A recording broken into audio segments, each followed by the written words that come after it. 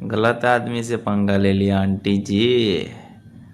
તમને ખબર ના હોય તો કહી દઉં, આ તો મારે ખાવું નહોતું ને ભાવતું નહોતું ને તમે ખવડાવીને મેં ટચેલી કાઢ્યું ને એટલે રોયો. બાકી આપણને બીક કોઈના બાપથી લાગતી નહીં. આ બાજુ બેઠો ને મારો બાપો, એનાથી નહીં લાગતી. ખબર પડી? એટલે માપમાં રહેવાનું. અને એટલો બધો જ એટીટ્યૂડ હતો ખવડાવવાનો ને અમને તેમાં તું ત્રણ પડેલે વાટકી ના આલું, એટલે ચમચી ના ખાઈ લેતો હું.